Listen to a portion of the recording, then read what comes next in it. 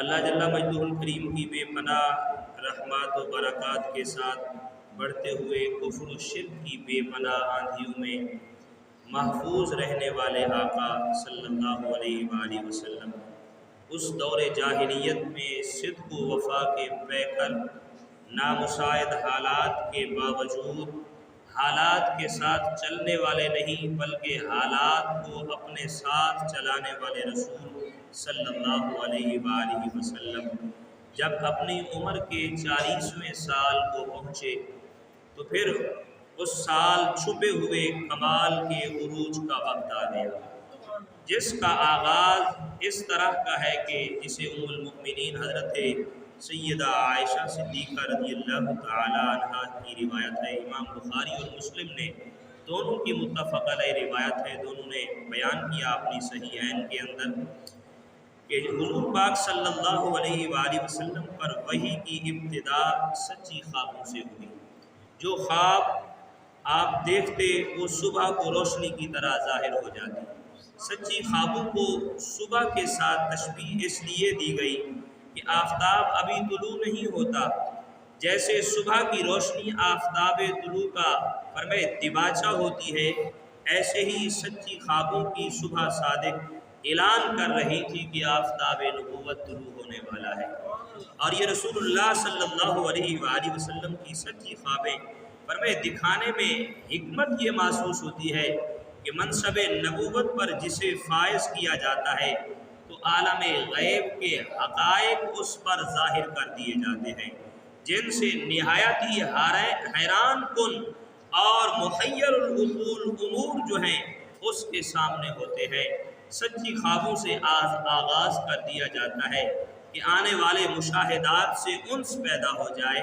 ان سچی خوابوں کے سلسلہ نے حضور پاک صلی اللہ علیہ وآلہ وسلم کو بارگاہ قدس سے مزید وابستگی پیدا ہوئی، جیسے رات کو خوابیں ہوتی صبح فرمائے کہ وہ بالکل ظاہر ہو جاتی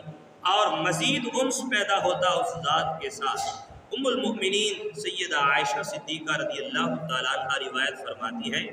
اور یہ روایت بھی امام مسلم نے اپنی جامع صحیح کے اندر نقل فرمائی کہ نزول وحی کی تاریخ جو تھی اس کے متعلق بیان فرمایا کہ رؤیائے صادقہ یعنی سچے خوابوں کے بعد حضور پاک صلی اللہ علیہ وآلہ وسلم کو تنہائی فرمائے کہ محبوب بنا دی گئی، اور آپ غار حرا میں جا کر خلوت فرماتے، اور یہاں پہ حبیبا لفظ فرمایا گیا ثم حبیبا الیہ الخلا، فرمایا کہ آپ کو خلوت کی جو ہے محبت ڈال دی گئی۔ تو یہ صیغہ مجہول کا فرمایا اس واقعے کا ذکر فرمایا گیا اس میں، جس سے صاف ظاہر ہوتا ہے کہ غار حرا میں خلوت گزینی کا عمل فرمائے کہ یہ خود حضور پاک صلی اللہ علیہ وآلہ وسلم کا یہ ذاتی عمل نہیں تھا، بلکہ یہ اس مالک کی طرف سے یہ حکم تھا،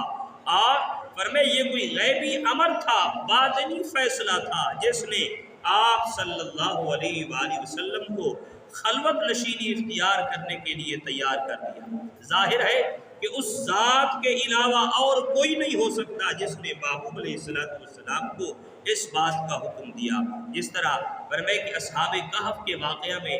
ارشاد فرمایا وَإِذِ اعْتَزَلْتُمُوهُمْ وَمَا يَعْبُدُونَ إِلَّا اللَّهَ فَأْوُوا إِلَى الْكَهْفِ يَنشُرْ لَكُمْ رَبُّكُم مِّن رَّحْمَتِهِ وَيُهَيِّئْ لَكُم مِّنْ أَمْرِكُم مِّرْفَقًا۔ اور فرمایا جب تم کفار اور ان کے معبودان باطل سے الگ تھلگ ہو جاؤ تو ایک غار میں جا کر ٹھکانہ بناؤ تاکہ اطمینان سے اللہ کی عبادت کر سکو، تو اللہ تعالیٰ تم پر اپنی رحمت برسائے گا اور ہر کام میں تمہارے لیے آسانی پیدا کرے گا۔ یہ آیت بھی اس بات کی طرف اشارہ کر رہی تھی کہ رسول اللہ صلی اللہ علیہ وآلہ وسلم نے جو خلوت اختیار فرمائی وہ اسی آیت میں اشارہ فرمایا گیا۔ تو اس ارشاد سے ظاہر ہے کہ جب اللہ تعالیٰ کسی پر رحم و کرم کا ارادہ فرماتا ہے تو اس کے دل میں تنہائی و خلوت کے جذبات پیدا فرما دیتا ہے۔ رسول اللہ صلی اللہ علیہ وآلہ وسلم فرماتے ہیں کہ جب قمری مہینہ کے مطابق آپ کی عمر مبارک 40 سال کو پہنچی تو امام بخاری کی روایت کی روشنی میں آپ صلی اللہ علیہ وآلہ وسلم کے سامنے رمضان المبارک کا مہینہ تھا، سوموار کا دن، رمضان المبارک کا مہینہ اور سوموار کا دن غار حرا میں ایک فرشتہ آپ صلی اللہ علیہ وسلم کے پاس آیا۔ امام زرقانی نے فرمایا کہ جلد نمبر مواہب الدنیا کے اندر جلد نمبر 1 صفحہ نمبر 211 پہ یہ روایت نقل فرمائی، اور فرماتے ہیں کہ اس فرشتے نے آ کے رسول اللہ صلی اللہ علیہ وآلہ وسلم کی بارگاہ میں آ کے عرض کیا کہ آپ پڑھیے، اقرا، آپ پڑھیے۔ آپ صلی اللہ علیہ وسلم نے فرمایا ما انا بقاری، فرمایا میں پڑھنے والا نہیں۔ تو حضور پاک صلی اللہ علیہ وسلم خود فرماتے ہیں اس فرشتے نے مجھے پکڑ کے دبایا، فرمایا زور سے جیسے دباتے ہیں ایسے دبایا، کوئی مشقت کی کوئی انتہا نہ رہی، اور اس کے بعد چھوڑ دیا۔ پھر اس نے کہا فرمایا اقرا،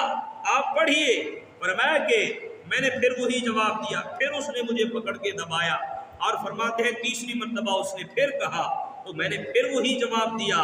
اور اس کے بعد آگے روایت ہے کہ فرمایا کہ اس نے کہا اقرا بسم ربک الذی خلق، فرمایا جب اس نے یہ بات کہی تب یہ نام رب کا جو تھا یہ پہچانا نام تھا، اس نام کی جو مٹھاس تھی وہ سامنے آئی۔ فرمایا پہلی وحی یہ نازل ہوئی اقرا بسم ربک الذی خلق، پڑھیے اس رب کے نام سے جس نے آپ کو پیدا کیا، جس نے آپ کو پیدا کیا۔ تو حضور پاک صلی اللہ علیہ وآلہ وسلم کا فرمائے جب یہ واقعہ پیش آیا اور کریم آقا صلی اللہ علیہ وآلہ وسلم فرمائے کہ آپ کو گھبراہٹ ہوئی، اور آپ فرماتے ہیں کہ فوراً سیدہ خدیجہ الکبریٰ کے پاس واپس گھر تشریف لائے، اور فرمایا کہ زملونی، مجھے اڑا دو، کمبل اڑا دو۔ فرمایا کہ کچھ دیر بعد گھبراہٹ دور ہوئی تو رحمت عالم صلی اللہ علیہ وسلم نے یہ سارا ماجرا سیدہ خدیجہ الکبریٰ کو سنایا۔ اور یہاں پہ علماء کرام نے فرمایا حضور پاک صلی اللہ علیہ وآلہ وسلم کو 40 برس کی عمر میں نوازنا، فرمایا یہ بتاتا ہے کہ انسان کے جو قواعد جسمانیہ ہیں ان کی تکمیل جو ہے 40 برس میں ہوتی ہے۔ قرآن گواہ ہے حتی اذا بلغ اشدہ وبلغ 40 سنہ، اور حضور پاک صلی اللہ علیہ وسلم کا غار حرا میں قیام کے دوران زاد راہ، فرمائے کہ کچھ فرمائے کھانے پینے کی اشیاء ساتھ لے جانا، فرمائے یہ توکل کے منافی نہیں ہے بلکہ اسباب کی تکمیل ہے۔ رسول اللہ صلی اللہ علیہ وسلم نے فرمایا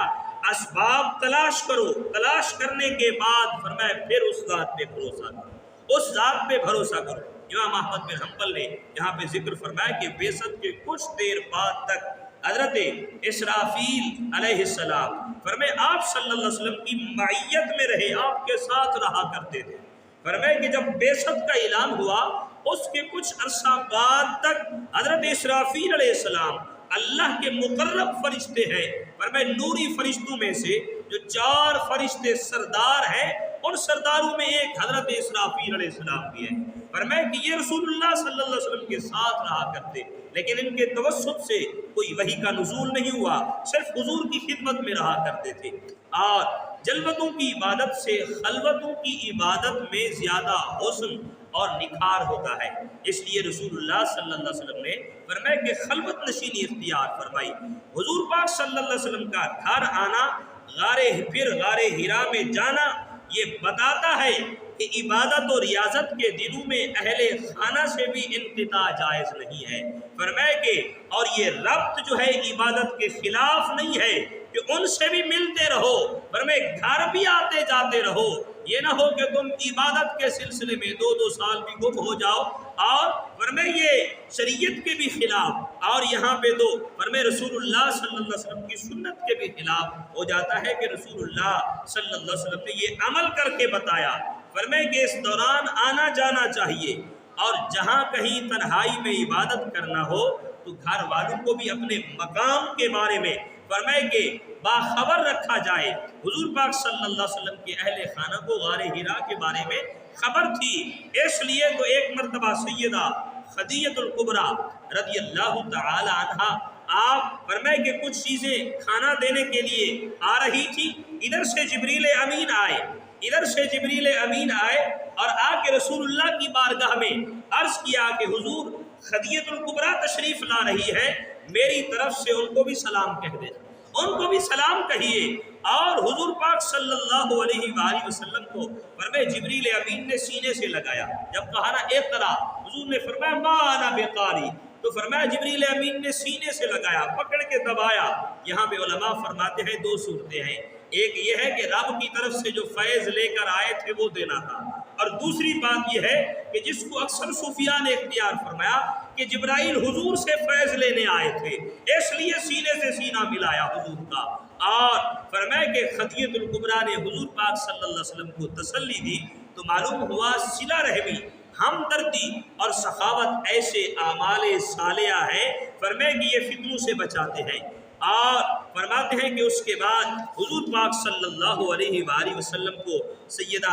خدیجہ الکبریٰ اپنے چچا زاد برقہ بن نوفل کے پاس لے کر گئی، اور انہوں نے فرمایا کہ اے میرے بھائی کے بیٹے، فرمایا کہہ کر انہوں نے بلایا، تو فرمایا کہ جو عمر میں چھوٹا ہو ان کو پیار سے بلایا جا سکتا ہے، جس طرح فرمایا بزرگ بیٹھے ہوتے ہیں، کوئی بھی بچہ ہو تو کہتے ہیں بیٹا ادھر آؤ، فرمایا کہ اب وہ ان کا تو نہیں ہوتا، پیار سے بلایا جاتا ہے۔ تو اسی پیار سے ورقہ بن نوفل نے بھی رسول اللہ صلی اللہ علیہ وسلم کو فرمایا یہ کلمات کہے۔ تو یہاں پہ علماء کرام نے فرمایا کہ رسول اللہ صلی اللہ علیہ وسلم کی وحی کی جو ابتدا تھی وہ سچے خوابوں سے ہوئی۔ اب یہاں پہ تھوڑی سی وضاحت عرض کرنا چاہوں گا۔ فرمایا فرید وجدی نے اپنی مشہور کتاب دائرۃ المعارف میں فرمایا کہ خوابوں کی تفصیل بیان فرمائی، یہ جو خواب ہے نا الرؤیا، فرمایا خواب، فرمایا یہ 5 قسم کے ہیں، 5 قسم کے خواب ہیں۔ خواب ان حوادثات و کیفیات کا نام ہے جنہیں سونے والا دیکھتا ہے، اس کی پھر کئی اقسام علماء نے بیان فرمائی ہے۔ پہلی قسم جو ہے فرماتے ہیں اس کے متعلق الرؤیا الشیطانیہ،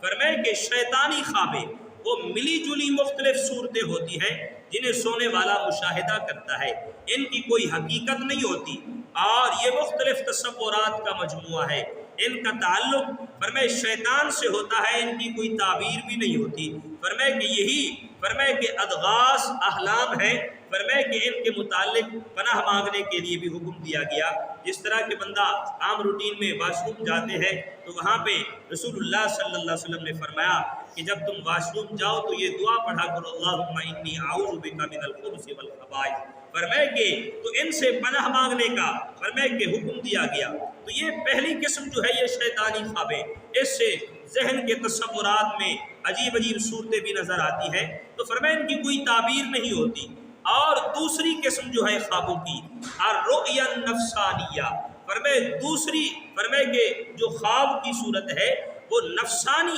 فرمایا خواب ہے، وہ ایسی صورتیں ہیں فرمایا جو خواب میں سونے والے کے شغل و کسب کے موافق ہیں۔ مثلا جو کام دن کو کرتا رہا، سارا دن کام کیا، اب رات کو جب سویا تو وہی سارے کام اس کے فرمایا خواب میں شکلوں کی صورت میں نظر آتے ہیں، وہی خواب اس کے کام میں ہوتے ہیں۔ اکثر ایسا بھی ہوتا ہے بندہ جو کام سارا دن کرتا ہے خواب میں بھی وہی نظارے ہوتے ہیں، جو بندہ سارا دن بولتا ہے، جو بھی باتیں کرتا رہتا ہے خواب میں بھی وہی آتی ہیں۔ اور یہ تصور ہم نے اپنے طالب علمی دور میں بہت دیکھا کہ جو بچے سارا دن قرآن پڑھتے ہیں، رات کو جب سوتے ہیں نیند میں بھی قرآن پڑھ رہے ہوتے ہیں، خواب میں بھی قرآن پڑھ رہے ہوتے ہیں۔ اس لیے جب عادت جو بن جائے گی فرمائے کہ رات کو بھی وہی نظر آئے گی، اس لیے ان کو نفسانی فرمائے کہ خواب کہا جاتا ہے۔ ہاں فرمائے کہ ان کی بھی کوئی تعبیر نہیں ہوتی، جو کام دن کو کیا وہی سارے نظارے نظر آ رہے ہیں، تو فرمایا کہ یہ نفسانی خواب ان کی بھی کوئی تعبیر نہیں ہوتی۔ اور تیسری قسم جو ہے الرؤیا المزاجیہ، فرمایا کہ یہ ایسی صورتوں کا دیکھنا ہے کہ سونے والا اپنے مزاج کے مطابق خواب دیکھے۔ مثلا فرمایا کہ صفراوی مزاج آگ دیکھے، فرمایا بلغمی مزاج برف پانی، فرمایا اس کی بھی کوئی تعبیر نہیں ہے۔ جس طرح طبیعت جو ہے فرمایا کسی بیماری میں مبتلا ہے تو اسی کے متعلق رات کو خواب آتے ہیں، تو فرمایا ان کی بھی کوئی تعبیر نہیں ہوتی۔ اور چوتھی قسم جو ہے الرؤیا السقامیہ، یہ ایسی صورتوں کا دیکھنا ہے جو مرض کا نتیجہ ہو۔ ابن سینا کہتے ہیں کہ جیسے مالی خلیہ والا اپنے آپ کو بلند مقام پر تصور کرتا ہے، حتیٰ کہ نبوت و الوہیت کے دعوے کرنے لگ جاتا ہے، معاذ اللہ، اس کی بھی کوئی تعبیر نہیں ہوتی۔ لہٰذا فرمائے کہ یہ بھی سارے ایسے ہی خواب ہیں۔ اور پانچویں قسم جو ہے الرؤیا الرحمانیہ، رحمانی خواب، فرمائے کہ یہ خواب ہے کہ اللہ تعالیٰ سونے والے کے ذہن میں باتیں ڈال دیتا ہے۔ وہ فرمائے کہ اور ایسی خواب کی تعبیر بہتری اور خیر کے علاوہ کوئی دوسری نہیں ہو سکتی۔ خواب کے بارے میں فرمائے کہ بہت سارے علماء نے مختلف اقوال بیان فرمائے، تو یہ 5 صورتیں خواب کی بیان فرمائی۔ ان میں سے جو آخری خواب فرمائے قسم ہے، فرمائے الرؤیا الرحمانیہ، فرمائے رحمانی خواب، تو فرمائے کہ یہ وہ خواب ہے جو اللہ بندے کے دل میں ڈال دیتا ہے۔ فرمائے جو رات کو دیکھتا ہے، بعض اوقات اولیاء اللہ کا دیدار ہوتا ہے، فرمائے رات کو دیکھتا ہے قرآن پڑھ رہا ہے، رات کو دیکھتا ہے کہ میں حج کی تیاری کر رہا، رات کو دیکھتا ہے کہ میرے ہاں بیٹا پیدا ہوا۔ فرمائے کہ ایسے خواب فرمائے کہ اس کے اندر آتے ہیں، اور فرمائے کہ اپنے نبی علیہ السلام کے دیدار بھی ہوتا ہے۔ فرمائے کہ یہ خواب سچے ہوتے ہیں۔ جب نبی علیہ السلام کا خواب میں دیدار ہو جائے تو یہ خواب کبھی جھوٹا نہیں ہو سکتا، کیونکہ نبی علیہ السلام نے فرمایا، فرمائے شیطان میری صورت نہیں بن سکتا، فرمائے کہ اور اس لیے جو بندہ مجھے خواب میں دیکھے اس نے مجھے ہی دیکھا ہے۔ اور اس کے بارے میں آگے بھی وضاحت ہے، مسند احمد کی روایات میں ہے کہ رسول اللہ صلی اللہ علیہ وسلم کا صدقہ فرمائے جو اولیاء کاملین ہیں، شیطان ان کی بھی صورت نہیں بن سکتا، اور جو اولیاء کاملین کا دیدار کر لے خواب میں تو وہ ان کا ہی دیدار ہوتا ہے۔ یہ رسول اللہ کا صدقہ ہے، وگرنہ شیطان اپنی طرف سے یہ بہت سارے پروپیگنڈے بناتا ہے۔ تو یہ خواب رحمانی خواب جو ہے فرمائے یہ سچے خواب ہوتے ہیں، ان کی تعبیریں بھی ہوتی ہیں۔ قرآن مقدس میں فرمائے کہ اہل اسلام کا یہ نظریہ ہے کہ وہ ہر خشک و تر کو اللہ نے قرآن میں بیان فرمایا، اولین و آخرین کا علم اس کے اندر موجود ہے۔ تو فرمایا کہ قرآن مقدس خواب اور اس کی تعبیر کا بھی ذکر فرماتا ہے۔ سیدنا یوسف علیہ السلام کو جب فرمائے جیل بھیج دیا گیا، فرمائے انہیں جیل فرمائے نہیں بھیج دیا گیا، بلکہ انہوں نے تو بارگاہ قدس میں درخواست کی تھی، فرمائے کہ خود جیل مانگی تھی۔ قال رب السجن احب الی مما یدعوننی الیہ، اے اللہ جس طرف خواتین مصر بلاتی ہیں اس سے بہتر ہے کہ مجھے جیل بھیج دیا جائے، مجھے جیل بھیج دیا ہے۔ آپ نے جیل کو خود پسند فرمایا، اس دعا کی قبولیت میں آپ کا جیل جانا ہوا۔ تو آپ کے ساتھ ہی فرمائے 2 جوان بھی گئے تھے، ان دونوں نے مختلف خوابیں دیکھی۔ ایک نے خواب میں دیکھا کہ اپنے بادشاہ کو شراب پلا رہا ہے، دوسرے نے خواب دیکھا کہ اس کے سر پر روٹیوں کا ٹوکرا ہے، اس سے جانور روٹیاں کھا رہے ہیں۔ اور یہ دونوں سیدنا یوسف علیہ السلام کے علم و عمل اور حسن و کمال سے بہت متاثر تھے۔ دونوں نے اپنی اپنی خواب سنائی اور تعبیر مانگی۔ شراب پلانے والے سے آپ نے فرمایا کہ تو اپنے بادشاہ کے قریب دوبارہ پہنچ جائے گا، دوسرے سے فرمایا تجھے ہلاک کر دیا جائے گا، ہلاک کر دیا جائے گا۔ قرآن مقدس نے اس واقعے کو بیان فرمایا، قال احدهما انی ارانی اعصر خمرا وقال الاخر انی ارانی احمل فوق رأسی خبزا تاکل الطیر منه۔ فرمایا کہ تو جب یہ خواب کی تعبیر بتائی تو اب وہ دونوں کہنے لگے کہ ہم نے تو کوئی خواب بھی نہیں دیکھی، ہم نے کوئی اپنی طرف سے بیان کر دیا تھا، اپنی طرف سے کہہ دیا تھا۔ تو اب یہاں پہ یوسف علیہ السلام نے کہا، فرمائے کہ اب تم نے خواب دیکھا ہے یا نہیں دیکھا، اب جو میری زبان سے کلمات نکل چکے ہیں یہ پورے ہوں گے، یہ پورے ہوں گے۔ جس کو کہا تھا تو بادشاہ کے پاس واپس جائے گا تو اپنے بادشاہ کے پاس واپس گیا، اور وہاں جا کے پھر اپنی ڈیوٹی دے رہا تھا، وہاں پہ شراب پلاتا تھا۔ اور دوسرے کو کہا تھا کہ تو ہلاک ہو جائے گا، تو اس کو مار دیا گیا، ہلاک ہو گیا۔ تو فرمایا کہ صدیق یوسف علیہ السلام کو قرآن نے اس لیے کہا یوسف ایھا الصدیق۔ میں نے کئی مرتبہ صدیق کے موضوع پر جب بات کی تو بتایا تھا آپ کو کہ صدیق کا معنی یہ ہے، ایک تو یہ ہوتا ہے کہ صدیق کا معنی سچا، فرمائے جو بات کرے سچی بات کرے، جو واقعہ دیکھ کے بتائے اسے بھی صادق اور صدیق کہتے ہیں۔ لیکن صدیق کا معنی جو علماء نے بیان فرمایا وہ یہ کہ صدیق وہ ہوتا ہے، ایک تو ہے واقعہ دیکھا بتایا، من و عن بتا دیا کہ بالکل سچی بات ہے، دوسرا یہ ہے کہ واقعہ ہوا نہیں ہے لیکن صدیق نے لفظ زبان سے کہہ دیا، رب وہ پورا کر دیتا ہے، پورا کر دیتا ہے۔ اس لیے فرمایا کہ جب بادشاہ نے تعبیر پوچھی تھی اپنے خواب کی تو یہی غلام آیا تھا، اس نے آ کے کہا تھا یوسف ایھا الصدیق، فرمایا کہ اے صدیق یوسف، فرمایا کہ ہمیں خواب کی تعبیر بتائیے۔ تو یہ خواب کی تعبیریں جو ہیں قرآن نے بھی ہمیں بتائی ہیں، اور فرماتے ہیں علم القرآن کے حوالے سے اس مقام پر فرمائے کہ کچھ خوابوں کا تذکرہ اگر ہو جائے، ابن سیرین تابعی ہے، علم تعبیر میں بلند پایا، فرمائے کہ امام مانے جاتے ہیں، اور آپ نے ایک موقع پر ایک ہی خواب جو 2 آدمیوں کو آئی تھی اس کی تعبیر موسم کی تبدیلی کے باعث الگ الگ بیان فرمائی۔ ایک شخص نے عرض کی کہ رات کو میں نے خواب دیکھا کہ میری چارپائی کے نیچے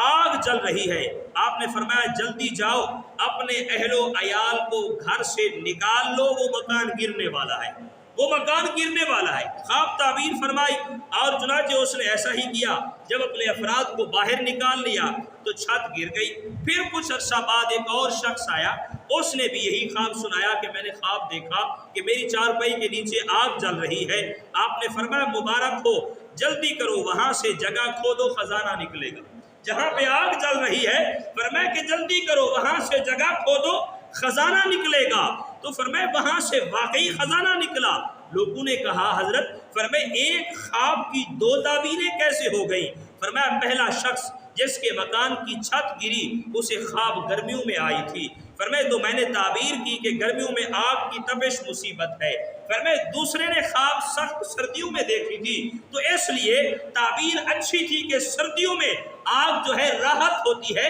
سکون ہوتی ہے، اس لیے فرمایا اس کو خزانہ ملا ہے۔ تو فرمایا بعض اوقات خوابیں ایسی بھی ہوتی ہیں۔ امام مالک علیہ رحمہ اور ابن سیرین کا زمانہ دونوں فرمایا بزرگوں کا زمانہ ایک ہے۔ ایک رات امام مالک علیہ رحمہ نے حضور کی زیارت کی، فرمایا کہ حضور کو خواب میں دیکھا، اور امام مالک نے حضور کی بارگاہ میں عرض کی یا رسول اللہ صلی اللہ علیہ وسلم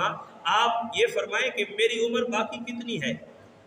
یہ تو فرمایا رب جانتا ہے نا، فرمایا میری عمر کتنی باقی ہے؟ تو حضور پاک صلی اللہ علیہ وسلم نے اپنے ہاتھ مبارک کی 5 انگلیوں سے اشارہ فرمایا، ایسے اشارہ فرمایا اور تشریف لے گئے۔ صبح کو امام مالک حیران ہوئے، 5 انگلیوں سے مراد 5 دن رہتے ہیں یا 5 ماہ یا 5 سال؟ آخرکار ایک شخص کو امام ابن سیرین کے پاس بھیجا اور خواب کی تعبیر پوچھی۔ تعبیر کے حوالے سے یہ بہت بڑے فرمایا کہ امام مانے جاتے تھے امام ابن سیرین، تو فرمایا خواب کی تعبیر پوچھی،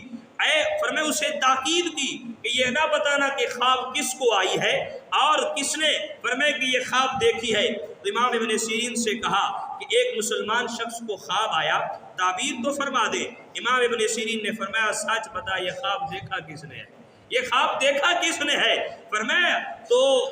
اس نے کہا حضور مجھے نام بتانے سے روک دیا گیا۔ امام ابن سیرین نے فرمایا یہ خواب کسی جاہل کو آ نہیں سکتا، فرمایا کسی بڑے عالم کا خواب ہے، اور اس وقت سب سے بڑے عالم امام مالک ہے، فرمایا جائیں انہیں سلام پہنچائیں اور عرض کریں کہ اس خواب کی تعبیر ہفتوں سالوں کی نہیں ہے بلکہ 5 لا یعلمہن الا اللہ، فرمائے 5 کا فرمائے جو ہندسہ بیان کیا گیا ہے ان کا علم اللہ کے علاوہ کوئی نہیں جانتا، کوئی نہیں جانتا۔ اس لیے بعض اوقات خوابیں ایسی بھی آ جاتی ہیں تو اس تعبیر سے پتہ چلا بعض اوقات خواب کی تعبیر کا تعلق قرآن پاک سے ہوتا ہے، جیسے یہ واقعہ ہوا، کبھی تعبیر کا تعلق حدیث پاک سے بھی ہوتا ہے، لہٰذا ان کی تعبیریں بیان کی جاتی ہیں، قرآن بتاتا ہے، اور بعض تعبیریں ایسی بھی ہوتی ہیں کہ وہاں پہ خاموشی بھی اختیار کرنی پڑتی ہے۔ اس لیے صوفیاء فرماتے ہیں جب کوئی اچھی خواب دیکھو